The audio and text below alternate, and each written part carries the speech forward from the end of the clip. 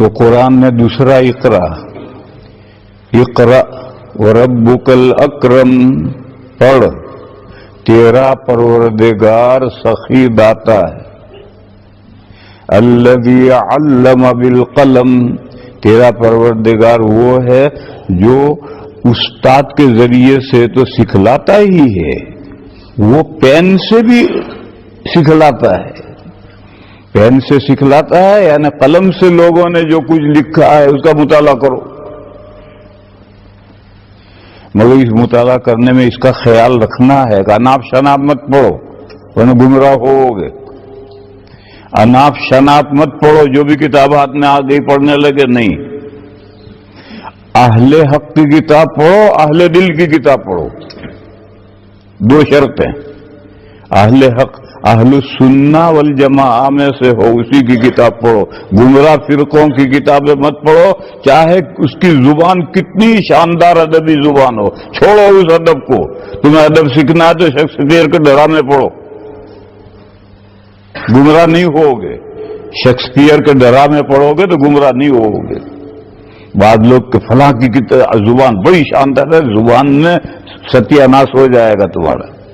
سب سے پہلے دیکھو کہ مصنف اہل حق میں سے ہے یا نہیں، اہل السنہ والجماعہ میں سے ہے یا نہیں، ہے تو پڑھو اس کی کتاب، نہیں ہے رہنے دے۔ پھر اس سے آگے اگر مصنف اہل دل بھی ہے، اللہ کا نیک بندہ ہے، تو اس کی کتاب سے علم بھی حاصل ہوگا اور صلاح اور نیکی بھی پیدا ہوگی۔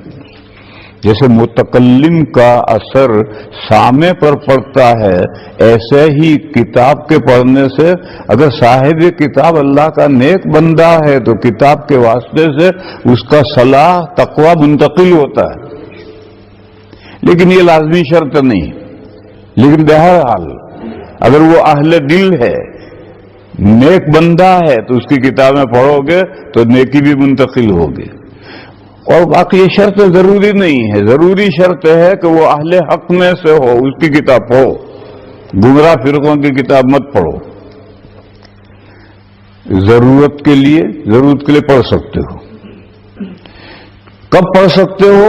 جب حق اور باطل میں امتیاز کرنے کی صلاحیت پیدا ہو جائے، اب پڑھو، عیسائیوں کی پڑھو، ہندوؤں کی پڑھو، کسی کی بھی پڑھو، اور جب تک حق اور باطل میں امتیاز کرنے کی صلاحیت پیدا نہ ہو مودودی کی کتابیں مت پڑھو۔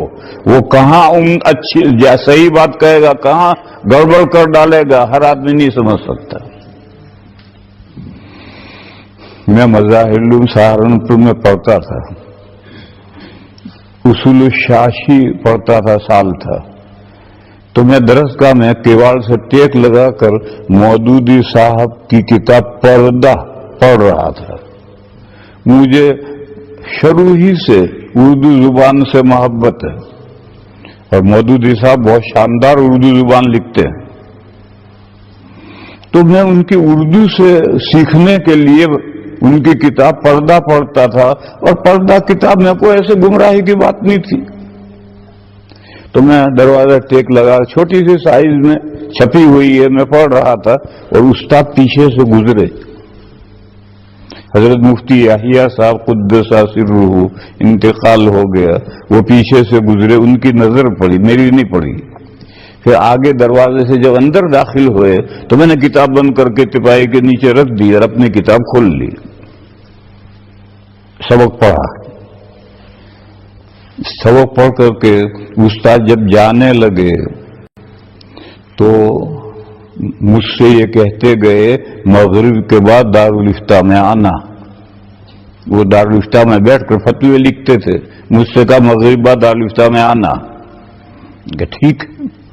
میں مغرب بعد گیا، وہ فتوے لکھ رہے تھے، میں بھی کتابیں لے کر پڑھنے میں لگ گیا، وہ فتوے لکھتے رہے، میں پڑھتے رہا۔ جب عشاء کی اذان ہوئی تو میں نے عرض کیا کہ حضرت آپ نے فرمایا تھا کہ مغرب بعد دارالفتہ میں آنا۔ فرمایا ہاں، درسگاہ میں کیا کتاب پڑھ رہے تھے؟ جھوٹ بولنے کی میری عادت نہیں، بچپن سے مجھے جھوٹ سے بہت نفرت ہے، تو تو میں نے صاحب کہا، میں نے کہا حضرت مودودی صاحب کی پردہ پڑھ رہا تھا۔ مظاہر العلوم میں تو مودودی کی کتاب اگر کوئی پڑھے تو فوراً اخراج ہو جاتا تھا۔ اب تو وہ سختی نہیں رہی، لیکن شروع میں اگر مظاہر میں کوئی مودودی کی کتاب کسی طالب علم کے پاس پائی جائے تو فوراً اخراج ہے۔ اور میں بھی کسی طالب علم سے لایا تھا، چپکے چپکے تو سب کچھ چلتا ہے۔ تو میں نے صاحب کہا، میں نے کہا حضرت مودودی صاحب کی پردہ پڑھ رہا تھا۔ تو حضرت نے فرمایا ابھی نہ پڑھو، جب وقت آئے گا میں بتاؤں گا۔ چنانچہ میں نے جا کر وہ جس طالب علم سے میں نے لی تھی اسے واپس کر دی، میں نے آگے ایک سطر بھی نہیں پڑھی، واپس کر دی۔ پھر 3 سال میں مظاہر العلوم میں رہا، پھر 5 سال دارالعلوم میں رہا، پھر مدرس ہو کر کے اشرفیہ میں گیا۔ اشرفیہ میں مدرسی کے 7ویں سال، 9 سال میں نے وہاں پڑھایا ہے، 7ویں سال ڈاک میں ایک کارڈ آیا، اس میں لکھا تھا عزیزم سلمہ، اب تم مودودی کی کتابیں پڑھ سکتے ہو، یا غفر لہ۔ میری حیرت ہو گئی، اب وہ 3 سال اور 5 8 سال اور یہ 7 سال، اتنے عرصے کے بعد ان کا کارڈ آیا، اتنا ہی لکھا تھا عزیزم سلمہ، اب تم مودودی کی کتابیں پڑھ سکتے ہو، یا غفر لہ۔ تو پکا جب علم ہو جائے، حق اور باطل میں امتیاز کرنے کی صلاحیت پیدا ہو جائے، کچھ بھی پڑھو، کوئی ضرور نہیں پہنچے گا۔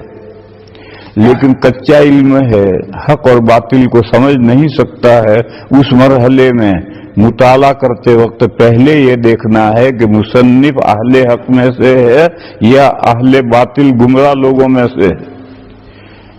پھر ساتھ میں اگر اہل دل بھی ہے تو سونے پہ سہاگا۔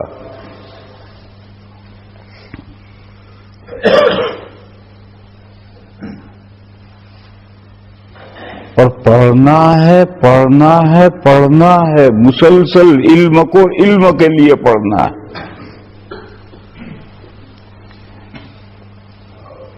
پھر قرآن کریم کہتا ہے علم الانسان ما لم یعلم، اللہ پین کے ذریعے سے انسان کو وہ علم سکھلاتے ہیں جو اس نے مدرسے کی زندگی میں نہیں جانا۔